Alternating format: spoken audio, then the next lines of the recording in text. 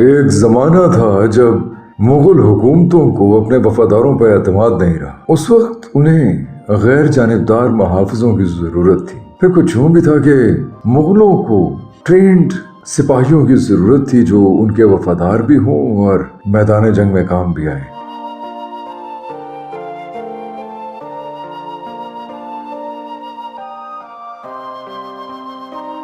ہمیں ویسے تو جانا ہے ایک مغل اہم شخصیت کا مقبرہ دکھانے کے لیے، لیکن میں ساتھ ساتھ تھوڑی تاریخ بھی بتاتا چلوں، کیونکہ بہت کم لوگ جانتے ہیں کہ لاہور میں پائریٹس، پرائیویٹیئرز، کرائے کے قاتل، قزاق، ڈاکو، لٹیرے ایسے بھی رہے ہیں، ایسی جگہوں پہ بھی رہے ہیں لاہور میں، اندرون ورلڈ سٹی میں، جنہیں سرکاری سرپرستی حاصل رہی ہے، مغلوں کی سرپرستی حاصل رہی ہے۔ یعنی سکھ دور سے بہت پہلے پورچوگیز، فرینچ اور دوسرے یورپین لوگ یہاں رہے، کالی بیری بازار میں رہے، بارود خانہ بازار میں رہے، موری گیٹ پہ رہے، مختلف جگہوں پہ رہے۔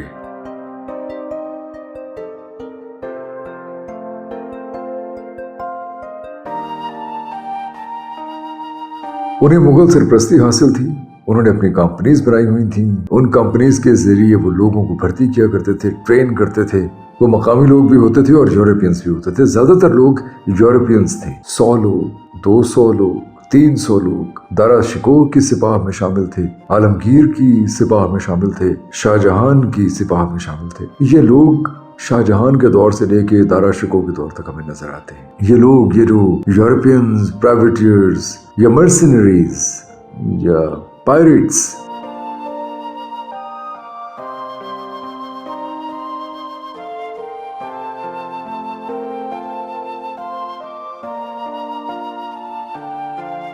آپ حیران ہوں گے کہ پائریٹس کا کیا تعلق ہے کمپنی بنانے سے اور پھر اس کمپنی کے ذریعے لوگ پیدا کرنے سے جو کہ گن چلانے میں، سٹیپ کرنے میں، خنجر گھونپنے میں، قتل کرنے میں طاق ہوں۔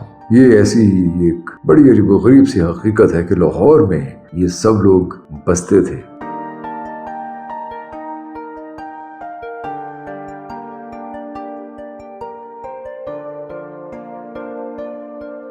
اس زمانے میں ہمیں ایسٹ انڈیا کمپنی ہندوستان اپنے پنجے گاڑتی نظر آتی ہے۔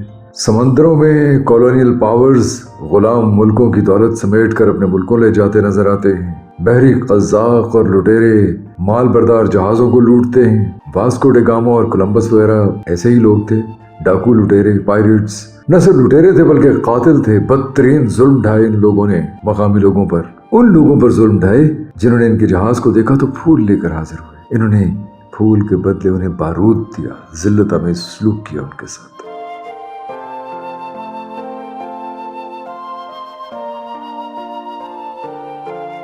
ایسٹ انڈیا کمپنی کے کرتا دھرتا بھی ایسے ہی لٹیرے تھے، لیکن ہندوستان کی دولت اینٹ کر لاٹ صاحب بن گئے۔ اگر ویورز چاہیں تو میں کسی ویلاگ میں بتا سکتا ہوں کہ یہ کیسے ایسٹ انڈیا کمپنی نے ہندوستان کی دولت کو لوٹا، کیسے ہندوستان کی دولت سے خود انڈسٹریل دور میں قدم رکھا، کیسے انگریز کے یہاں آنے کے بعد قحط پڑے اور کیسے ہندوستان کی صنعت کو تباہ کیا گیا، ہر صنعت کو۔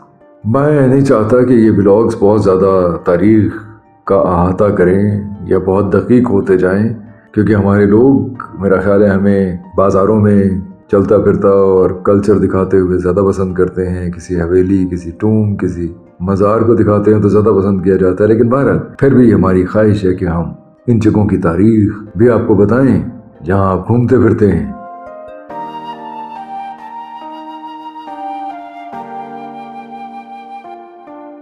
جان پلینٹن پیسیفک اوشن میں قتل و غارت کرتے رہے، جہاز لوٹتے رہے، پھر جب سب لوگ ان کے دشمن ہو گئے تو وہاں سے بھاگے، مالابار کوسٹ کی طرف آ گئے تاکہ مالابار کوسٹ پہ کچھ پنجے گاڑے جائیں، وہاں سے کچھ جہازوں کو لوٹا جائے، وہاں کی دولت کو سمیٹا جائے، لیکن بہرحال پکڑے گئے، پکڑ کے مغل دربار میں لائے گئے اور مغلوں نے انہیں ہائر کر لیا، کیونکہ جان پلینٹن بہت مشاق نشانے باز بھی تھے، تلوار باز بھی تھے، چاقو چھریاں بھی چلا لیا کرتے تھے اور بہت بے دردی سے، بہت آسانی سے، بغیر کسی ریمورس کے قتل بھی کر لیا کرتے تھے۔ ایسے ہی ہم دیکھتے ہیں نکولائی منوچی کی تحریریں، جو دارا شکوہ کا گن مین تھا، یورپ سے بھاگا، اسے مغلوں نے یہاں آ کر بسا دیا، لاہور میں سینکڑوں روپے تنخواہ دی اسے۔ منوچی لکھتے ہیں کہ بہت سے ایسے لوگ تھے جو کرائے کے قاتلوں کی کمپنیاں چلا رہے تھے لاہور میں، इन्हीं गली मोहल्लों में जहां हम फिर रहे हैं, मोची बाजार में, मोरी गेट, काली बेरी बाजार में, बारूद खाना में।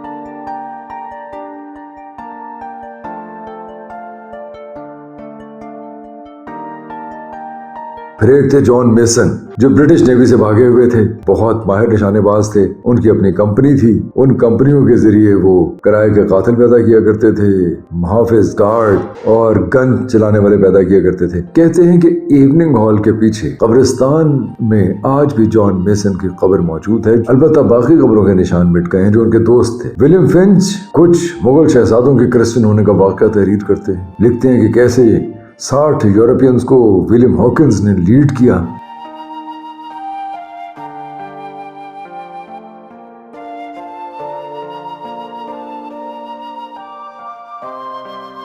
शहजादों को बैप्टाइज किया जा रहा था क्योंकि उन्होंने पोर्तुगीज लड़कियों से शादियां करनी थी। आपको याद होगा हमने डोना मारिया का किस्सा भी लिखा था, जिनके बारे में कहा जाता है कि अकबर ने उनसे शादी की थी। फिर एक बड़े ही मशहूर पायरेट थे, वॉल्टर राइनहार्ट, फ्रेंच नेवी से ब्रिटिश नेवी में आए, भाग कर आए, बरतानवी जहाजों के साथ लूटमार करते रहे, डकैतियां करते रहे, जहाजों को लूटते रहे, और जब सब लोग उनके दुश्मन हो गए तो वो हिंदुस्तान में कुछ नवाबों के जाती मुहाफिज बन गए। कहा जाता है कि पटना में मीर कासिम की मदद की थी उन्होंने 1763, और 200 बरतानवी अपने हाथों से कत्ल किए थे। ये जो लाहौर में रहने वाले पायरेट्स थे,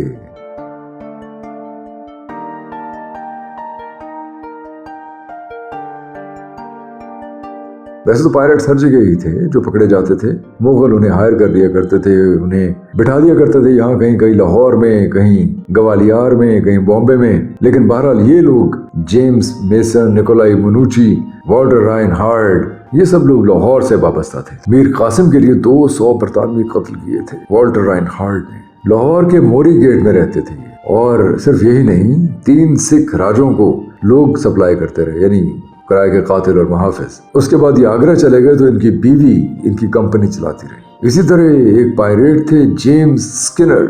स्किनर साहब जजायर माले से भागे, उन्होंने हिंदुस्तान में आके एक कैवलरी यूनिट बनाया जिसका नाम था Skinner's horses. East India company में मुलाजिम थे ये शुरू में।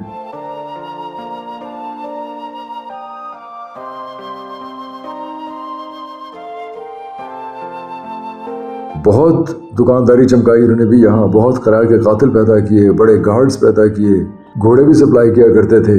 ऐसे बहुत से लोग थे। ये सारा किस्सा बताने का मकसद ये था कि हम ये समझते रहे कि महाराजा रंजीत सिंह ने यूरोपियन को अपनी फौज में भर्ती किया, फ्रांसीसियों को अपनी फौज में भर्ती किया, जैसे हमें एविटेबल नजर आते हैं, जैसे हमें अलार्ड नजर आते हैं और बहुत से लोग। लेकिन हकीकत ये है कि ये सिलसिला मुगलों के दौर से ही शुरू हो गया था। मुगलों ने यूरोपियंस को बराह रास्त न सही लेकिन मुख्तलिफ शहरों में बहरहाल बसाया, और उनका मकसद ये था कि ऐसे लोग पैदा किए जाए जो मुगलों के वफादार हों।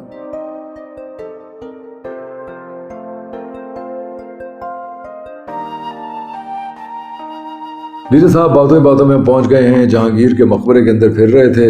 आपको अंदाजा तो हो गया होगा कि मकबरा जहांगीर है, लेकिन ये मकबरा जहांगीर तो हम आपको खैर पहले भी दिखा ही चुके हैं। इसका एरियल व्यू बहुत ही जबरदस्त है। ये किसी जमाने में बाग दिलकशा था, बहुत ही खूबसूरत। लाहौर सारे का सारा दरअसल बागों का शहर है, बागों के अंदर बसा हुआ एक शहर है। आज भी हर जगह आपको बाग नजर आते हैं। ये बाग दिलकशा था जिसे मलका नूरजहां, हिंदुस्तान के मलका नूरजहां कहती हैं कि हमने अपनी जान दे के खरीदा है लाहौर। ये जहांगीर का मकबरा था, लेकिन हम आपको लेके जा रहे हैं मकबरा आसिफ जाह, जो कंजर्वेशन के अमल से गुजर रहा है, जिसके आसपास बहुत से काम हो रहा है। इसका स्ट्रक्चर बहुत जबरदस्त, बहुत खूबसूरत स्ट्रक्चर है, डिजाइन बहुत खूबसूरत है।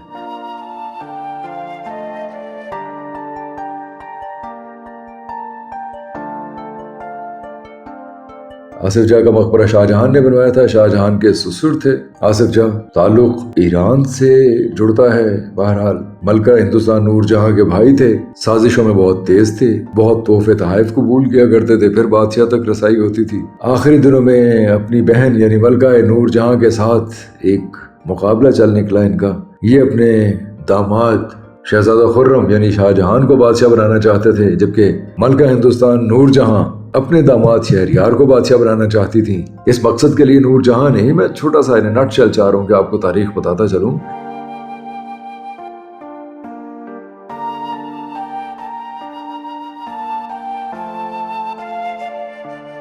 اس کے لیے ملکہ نور جہاں نے ایک چال چلی کہ سندھ میں ٹھہرے ہوئے شہزادہ خرم کو دکن بھیج دیا، یعنی کہ شاہ جہان کو دکن بھیج دیا، تاکہ اگر کوئی ایسی صورتحال پیدا ہو کہ جس میں بادشاہت کا اعلان کرنا مقصود ہو تو شہزادہ خرم یعنی شاہ جہان دکن سے دہلی پہنچنے میں 15 سے 20 دن لیں اور اس دوران شہریار بادشاہ بن جائے۔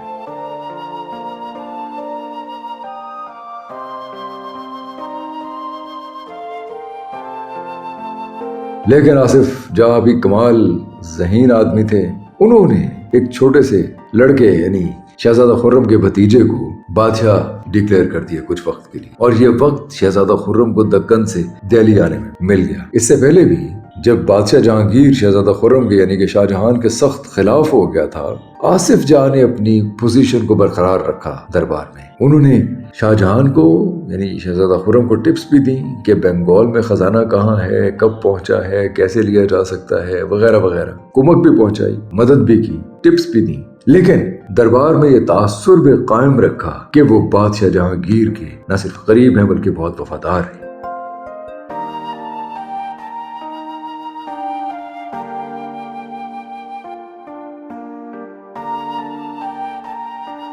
یہ آصف جہاں ہی تھے جو ملکہ نور جہاں سے شہزادہ خرم کے چاروں بیٹوں کو لے کر آئے تھے۔ شاہ جہان کے بیٹوں کو جہانگیر بہت عزیز رکھتے تھے اور اپنے ساتھ ہی لے کے پھرتے رہتے تھے، اور آپ کو یاد ہوگا کہ جہانگیر کی وفات اس وقت ہوئی جب وہ کشمیر سے لاہور آ رہے تھے۔ شہزادہ خرم یعنی شاہ جہان کے بیٹے انہی کے پاس تھے۔ آصف جہاں نے بڑے تدبر سے کام لیتے ہوئے ملکہ نور جہاں سے یعنی اپنی بہن سے شہزادہ خرم کے چاروں بیٹوں کے لیے، اور شہزادہ خرم یعنی شاہ جہان ان کے قدموں میں گر گئے تھے۔ اسی بنیاد پر اپنے سسر کا یہ مقبرہ انہوں نے یہاں بنوایا۔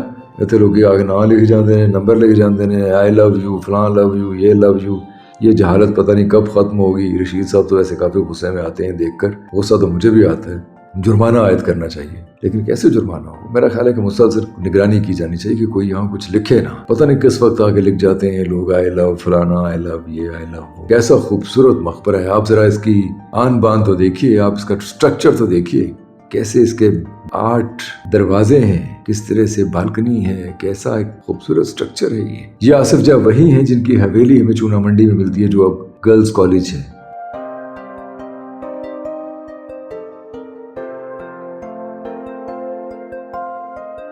آپ بہرحال ہمارے ساتھ رہیے، ہم تھوڑی تھوڑی تاریخ آپ کو بتاتے رہیں گے، بہت زیادہ تاریخ کی بھرمار نہیں کریں گے، کیونکہ ہمارے کچھ دوستوں نے، علی شاہ صاحب اور کچھ اور دو لوگوں نے کہا ہے کہ تاریخ جب زیادہ ہو جاتی ہے تو وہ ہم سے ڈائجسٹ نہیں ہوتی۔ وہ یہ چاہتے ہیں کہ بس جیسے ہم کہانی سناتے ہیں کہانی ہی سنائیں، تاریخی واقعات بہت زیادہ نہ سنائیں، لیکن بہرحال تاریخ بھی اب کہانی ہی ہے۔ ہم کوشش کریں گے کہ کہانی اور تاریخ کے امتزاج سے آہستہ آہستہ آگے بڑھتے رہیں۔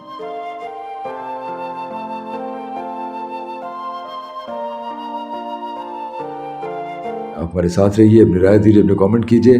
گلگت بلتستان کی بہت خوبصورت ویڈیوز اگلے ہفتے سے آنا شروع ہو جائیں گی۔